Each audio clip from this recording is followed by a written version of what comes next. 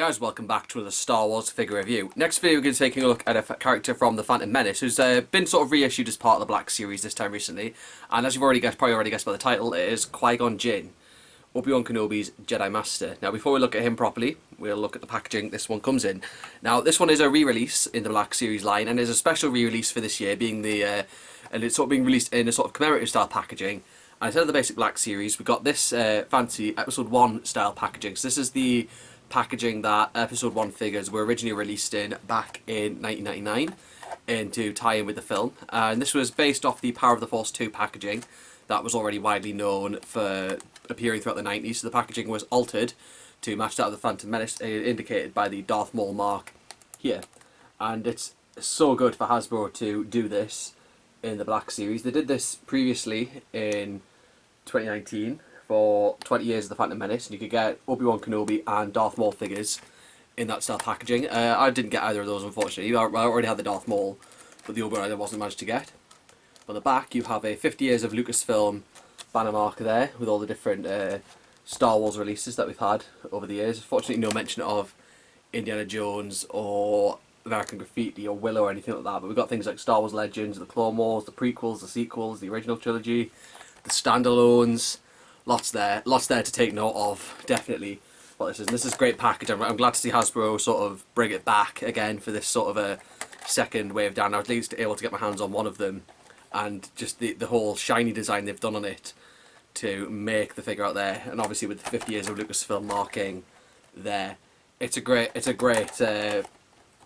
feature. I'll be saving this packaging anyway. This is one of those few that I won't be chucking out when it comes to it, so that's always something to like about this. Now, as I said, the image there, the side of Qui-Gon there. So it also has me hoping that there will be more figures in the Black Series released in their classic style packaging, because they've announced it with some characters from the Clone Wars line will be released in classic Clone Wars packaging. So fingers crossed we could get something maybe from the Power of the Force with the Power of the Force packaging, or maybe a figure in Revenge of the Sith style packaging, just something that we've had before but in a Black Series upscaled.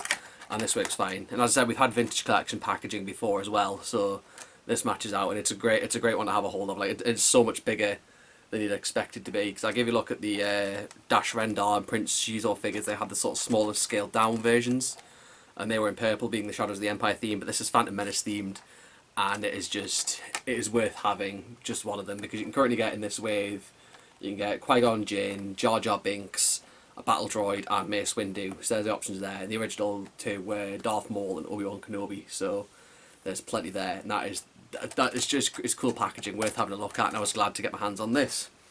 Now we'll look at the figure, and this is basically everything the figure has. There's not much in terms of accessories. There's no Jedi cloak included, which is a big shame, because Qui-Gon does spend the majority of the Phantom Menace wearing one. But that was, of course, the original release of this figure. It didn't have the Jedi cloak. So I guess they were just carrying it over from that, because they've done it with archive line figures. But the main point for this one is the facial sculpt, because they've really worked to match Liam Neeson on this facial sculpt of Qui-Gon Jinn and the Phantom Menace, because obviously the facial sculpt photoreal was brought in after the original Qui-Gon figure was released. So it's nice to get that upgrade if you missed out on him the first time round. Worth the extra weight to get this version of him with the better face and the better look on him. We also get the good sculpting on his Jedi robes. You get sort of that brownish on them, so they've had this sort of wear and tear that he's used them with over the years. And of course, they're sort of the ones he wears throughout the Phantom Menace underneath his Jedi cloak or his poncho when he's on Tatooine. But it just works. Otherwise, it just stands in as a great figure. Really goes in among my prequel trilogy characters on the shelf, and he just stands in nice. He's a well sculpted Jedi figure, and just really works out well. It gives me some good thoughts on some of the new things they might have for Phantom Menace in this line. I did manage to pick up a Jar Jar Binks for the Phantom Menace line. I just had to cave and buy one of those, but I'll review that one in a later date. But this one's just great to see. I really like what Hasbro have done with this. It's as I said, it is a 2017 reissue, so there are some articulation points notably the same as to what they were back in 2017. But aside from that, it's fit the figure well. It's giving you it's giving you that second chance to pick this guy up if you wanted to, if you didn't get him the first time around, or if you wanted him in there photoreal face, it just works. And then there's the sculpting of his hair as well. It sort of moves nicely with him when you turn his head. So you can have him sort of in a battle stance. There's a good shot of him with the lightsaber when he's fighting Darth Maul in the Phantom Menace. There's a good shot from the movie there that shows him with it, and you can sort of redo that one with it. Or if you have the Obi-Wan and the Qui Gon and the Darth Maul, you can sort of have them doing the three-way duel as they have in the hangars on Naboo. Of course, the main feature accessory you do get is Qui-Gon's lightsaber. I've actually sealed this in a bit too much, so I'm going to have to take extra care at getting it out. But there we go. There we go. So you've got the lightsaber, which he wields basically to his death, basically, because if you remember watching the film, he's fighting with Darth Maul, then Darth Maul gets in across the middle and then knocks it over the back of his head, back of him, before impaling him on the chest in the movie. But they've done a decent job with that. It's got a bit of a sort of a flimsy-ish sculpting they've done for it, because I've had him wielding it in both hands. It sort of started to move around a little bit, but I think just it's nicely done together. And of course, Qui-Gon's hilt design was just very simple for that of a Jedi Knight, as a Jedi lightsaber usually is.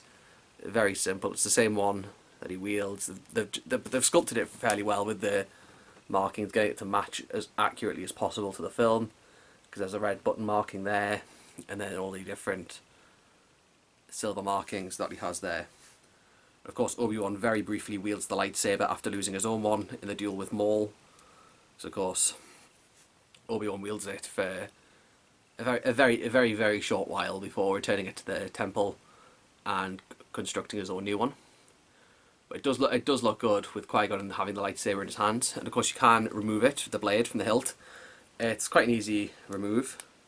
You just simply take it out as such. It's got a nice sealing there, and it actually looks great without the hilt as well. Like, you could have Obi-Wan calling it to him if you had it that way, but it does clip nicely as well onto Qui-Gon's belt, so you can have him like when he's talking to Anakin on Tatooine, or if you do have a Jedi robe going spare, because Mace Windu comes with one and the old Obi-Wan comes with one, so in case you wanted to change them out with them, you could place the hilt on there and then have him there as is with it. So it's a shame they neglected to include a Jedi cloak, because, like, as I said, they've been including them with Obi-Wan and Mace Windu, so I don't know why they didn't just upgrade it and throw one in with this one in the commemorative packaging, because I just feel it would have made more sense for it to be that way.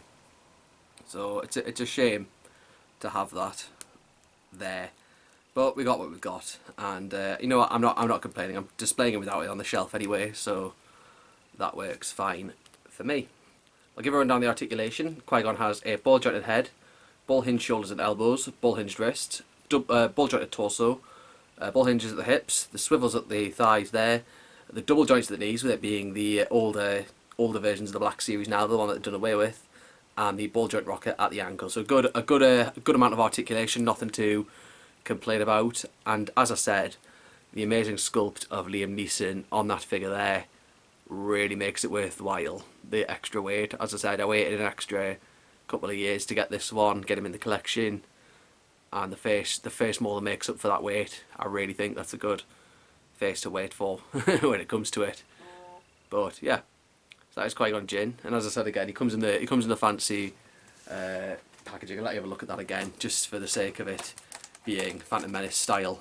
And yeah, I mean, that works for some mint and box collectors who just want to get these ones to have sealed in the box, but I'm someone who's just going to open them anyway. So yeah, but as I said, that's more than worth the reason buying it. If you're a mint and box, that's good enough reason, you know, that you'd want that just for the nostalgic sake, because that packaging is nostalgic to many people.